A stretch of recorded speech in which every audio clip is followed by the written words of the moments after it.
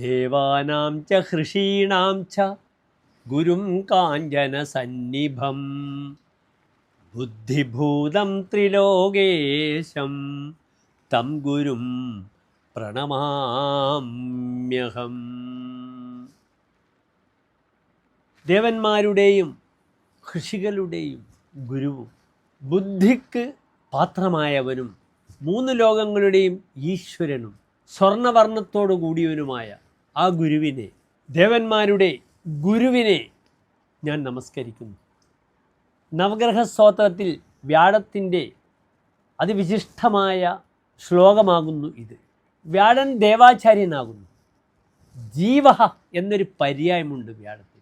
ജീവയതി ഇതി ജീവഹ, ജീവിപ്പിക്കുന്നവനാവുന്നു. ഒരു കുട്ടിയെ അച്ഛനും അമ്മയും കാട്ടിൽ ഉപേക്ഷിച്ചാലും ആ ജനന സമയത്ത് ദൃഷ്ടേ അമരരാജമന്ത്രിണ, ദേവന്മാരുടെ ഗുരുവായ വ്യാഴത്തിൻ്റെ ദൃഷ്ടിയുണ്ടെങ്കിൽ അയാൾ ദീർഘായുസ്സായും സുഖത്തോടു കൂടിയും ജീവിക്കും, ജനിച്ചു വരും എന്ന് പറയുന്നു.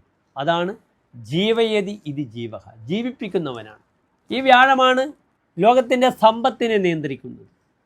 വ്യാഴം എപ്പോൾ മകരത്തിൽ വരുന്നു ആ സമയത്തൊക്കെ ലോകത്തിൽ ധനപരമായ അപജയങ്ങൾ നടന്നിട്ടുണ്ട്. വ്യാഴം ബുദ്ധിയുടെ കാരകനാണ്. വ്യാഴം സന്താനങ്ങളുടെ കാരകനാണ്. ധീജിത് പുത്ര അംഗസൗഖ്യം, ധീ ബുദ്ധി, ചിത് മനസ്സ്, പുത്രൻ സന്താനങ്ങൾ, അംഗസൗഖ്യം ശാരീരികമായ അംഗത്തിൻ്റെ സുഖവും നിയന്ത്രിക്കുന്നു വ്യാഴം. വെൽത്ത് മാനേജ്മെൻറ്റ് പ്ലാനറ്റ് ആകുന്നു വ്യാഴം. ഒരു ജാതകത്തിൽ വ്യാഴം ബലവാനാണെങ്കിൽ അദ്ദേഹം വലിയ ഉപദേശിയാകുന്നു, കൺസൾട്ടൻ്റ് ആകുന്നു, അധ്യാപകനാകുന്നു, അദ്ദേഹം ചാറ്റേഡ് അക്കൗണ്ട് ആകുന്നു, അയാൾ ISROയിൽ സയൻറ്റിസ്റ്റ് ആകുന്നു. ഇങ്ങനെ ധാരാളം നല്ല കർമ്മങ്ങൾ വ്യാഴം വരുത്തി തീർക്കാറുണ്ട്. ആ വ്യാഴൻ ദുർബലമാണെങ്കിൽ, അനിഷ്ടഭാവത്തിൽ നിൽക്കുകയാണെങ്കിലോ വളരെയധികം പ്രതിസന്ധികളും ഉണ്ടാക്കും വ്യാഴത്തിന്. ഉന്മാദം, ഭ്രാന്ത് പോലും പറയണം വ്യാഴത്തിന്. അപ്രകാരം ശുഭങ്ങളും അശുഭങ്ങളും ഏത് ഗ്രഹങ്ങളും ചെയ്യും. ആത്മപ്രഭാവകാരകനെ ആദിത്യൻ പവർഫുള്ളാണെങ്കിൽ ഒരു വ്യക്തിയുടെ പ്രഭാവം അങ്ങേയറ്റം വളരും. സൂര്യൻ ആദിത്യൻ നീചസ്സനാണെങ്കിലോ അയാൾ അങ്ങേയറ്റം ബുദ്ധിമുട്ടുകളിലും പ്രതിസന്ധികളും ക്രൂര സ്വഭാവത്തോടു കൂടിയും വർത്തിക്കുകയും ചെയ്യും. അപ്രകാരം ഗ്രഹങ്ങൾക്ക് ഉച്ചസ്ഥിതിയും നീചസ്ഥിതിയുമൊക്കെയുണ്ട്. കർക്കിടകത്തിലാകുന്നു വ്യാഴത്തിൻ്റെ ഉച്ചക്ഷേത്രം. ഇന്ദ്രിയാംശ കർക്കിടകം 5 വ്യാഴത്തിൻ്റെ അത്യുച്ഛമാണ്. അപ്രകാരം വ്യാഴത്തിൻ്റെ അതിനീചം മകരം രാശിയിൽ, മകരം 5 ആകുന്നു.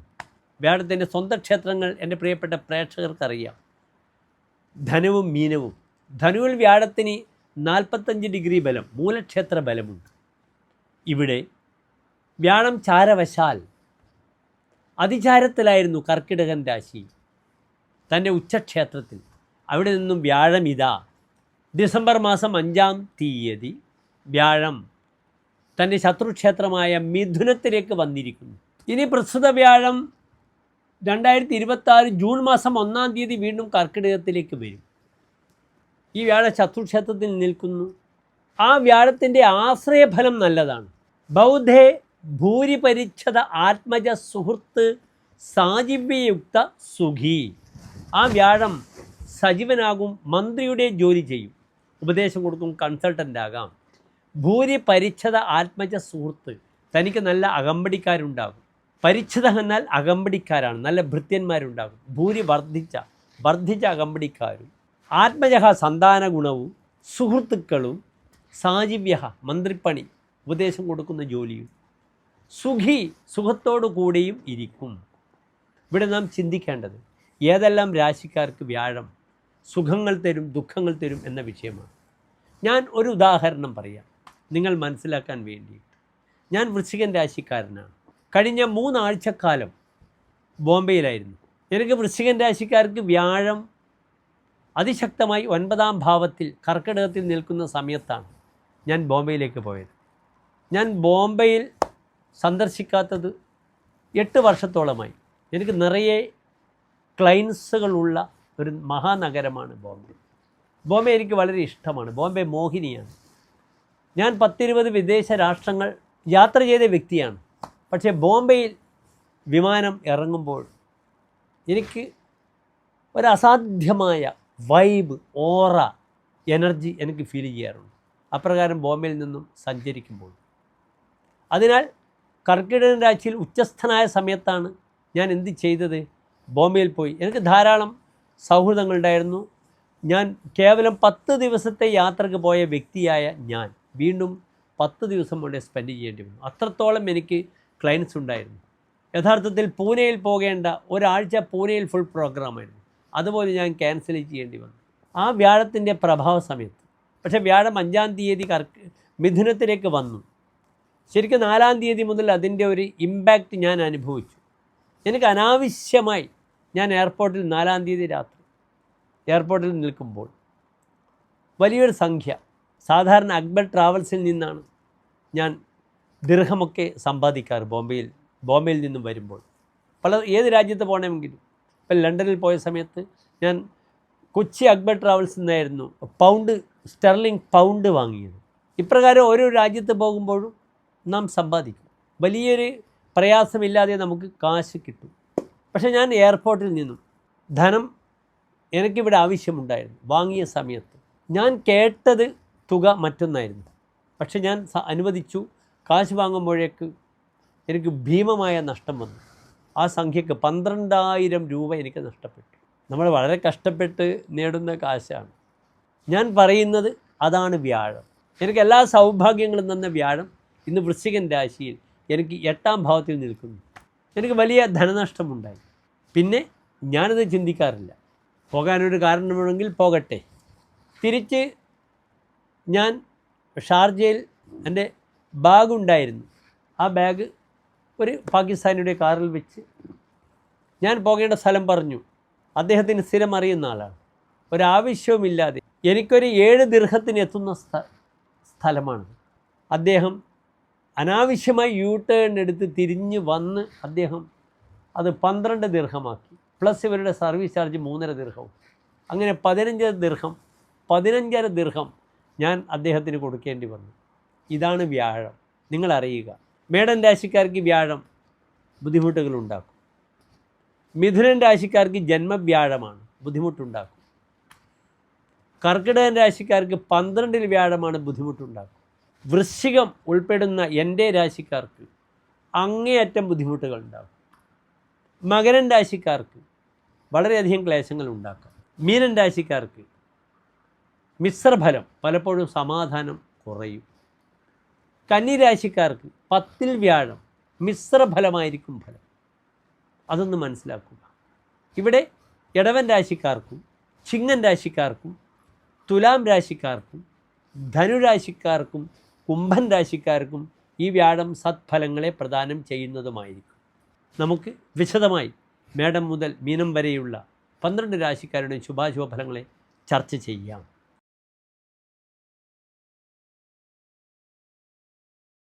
വിശാഖ നക്ഷത്രത്തിൻ്റെ അവസാനത്തെ 15 നാഴിക അനിഴം തൃക്കേട്ട നക്ഷത്രങ്ങൾ വരുന്ന 2 നക്ഷത്ര സമൂഹം. ഇവിടെ വൃശ്ചികൻ രാശിക്കാർക്ക് വ്യാഴം നിൽക്കുന്നത് 8-ാം ഭാവത്തിലാണ്. ഏതെല്ലാം ഭാവങ്ങളുടെ അധിപനാണ് വ്യാഴം?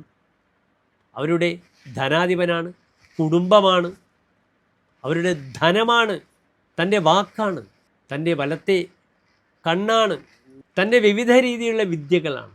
ഇതൊക്കെ ചിന്തിക്കണം. അതിനാൽ വിദ്വാൻമാർക്ക് അടിതെറ്റിപ്പോകും. ഒരു ജ്യോതിഷിയായി ഞാൻ വൃശ്ചികൻ രാശിക്കാരനാണ്.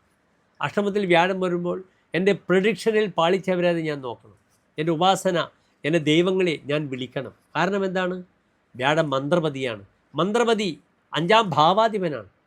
ഈ മന്ത്രപതി ആഗ്രഹം അഷ്ടമത്തിൽ നിൽക്കുമ്പോൾ മന്ത്രങ്ങൾ ദുർബലമാകും. അതിനാൽ വൃശ്ചികൻ രാശിക്കാർ എനർജി ഏറ്റെടുത്തുകൊള്ളണം. അവരുടെ ഓറ വർദ്ധിപ്പിക്കണം. പ്രാർത്ഥനയിലൂടെ പ്രാർത്ഥിച്ച് പ്രാർത്ഥിച്ച് പ്രാർത്ഥിച്ച് മുന്നോട്ട് നീങ്ങണം.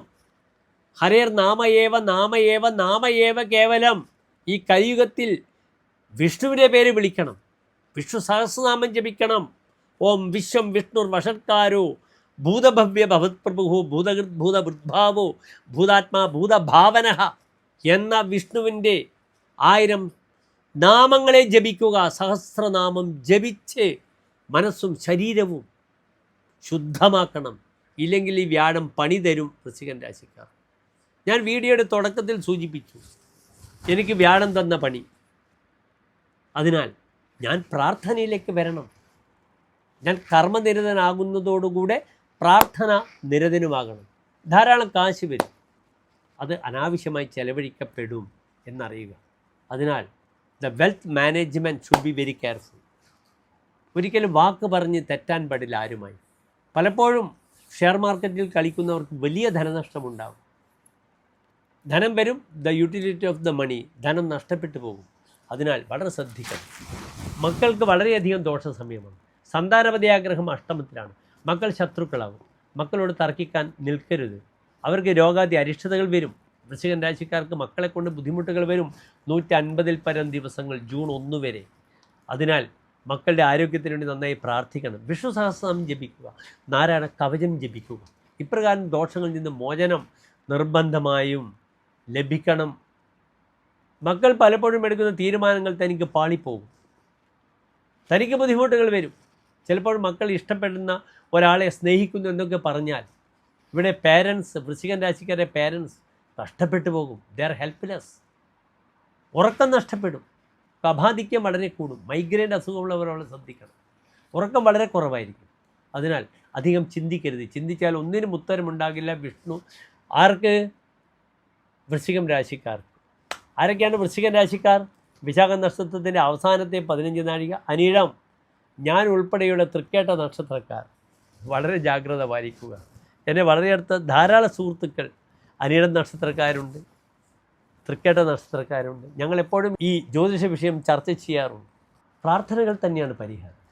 ആപതിക്കും കരണീയം സ്മരണീയം ചരണയുഗളം അമ്പായാഹ. ആപത്ത് വരുമ്പോൾ അമ്മയുടെ പാദങ്ങളിൽ വീഴുക.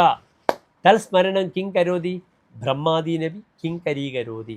ഇപ്രകാരമുള്ള സ്മരണം നമുക്ക് ബ്രഹ്മാവിനെ പോലും നമ്മളുടെ കിങ്കരനാക്കാം, അടിമയാക്കാൻ കഴിയും. ആ ഒരു ഉത്തമ വിശ്വാസത്തിലൂടെ വൃശ്ചികൻ രാശിക്കാർ ജൂൺ 1 വരെയുള്ള സമയം മുന്നോട്ട് നയിക്കുക. എല്ലാം പ്ലാൻ ചെയ്യുക. വലിയ ഇൻവെസ്റ്റ്മെൻറ്റ് ഇപ്പോൾ വേണ്ട.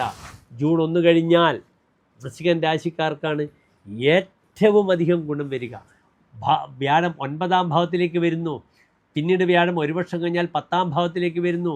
പിന്നീട് വ്യാഴം 11-ാം ഭാവത്തിലേക്ക് വരുന്നു. ഞാൻ ദുബായി വന്ന് നിങ്ങളുടെ മുന്നിൽ ഈ വിഷയം അവതരിപ്പിക്കുമ്പോഴും ഞാൻ കാത്തു നിൽക്കുകയാണ്. അടുത്ത 5 മാസം ഞാൻ കഷ്ടപ്പെട്ടേ മതിയാവുകയാണ്. ഞാനിപ്പോൾ വിത്തിടുകയാണ്. വിത്തിട്ട് അതൊക്കെ ജൂൺ 1 മുതൽ അതൊക്കെ പൊടിച്ച് പരിഭാഗമായി എനിക്ക് വിതച്ചത് കൊയ്യാൻ കഴിയട്ടെ എന്ന് ഞാൻ പ്രാർത്ഥിക്കുന്നു. അപ്രകാരം എൻ്റെ പ്രിയപ്പെട്ട വൃശ്ചികൻ രാശിക്കാരെ വളരെ ശ്രദ്ധിക്കുക. Even while you are spending even 1 dirham or 1 rupees, should be careful. Time of losing the wealth. And also അനാവശ്യമായ ഒരു വിവാദത്തിലും ഇടപെടരുത്. തൻ്റെ വാക്ക് വളരെ ശ്രദ്ധിച്ചില്ലെങ്കിൽ വാക്കുകൊണ്ട് തനിക്ക് അപകടം വരും. എല്ലാ വിനിമയങ്ങളും ധനപരമായ വിനിമയങ്ങളൊക്കെ ചെയ്യുമ്പോൾ വളരെ ശ്രദ്ധിക്കുക. രേഖയില്ലാതെ ഒരു കാശും വാങ്ങരുത്, കൊടുക്കരുത്. ബുദ്ധിമുട്ടാകും ഭാവിയിൽ. ഇതറിയുക. നന്ദി, നമസ്തേ.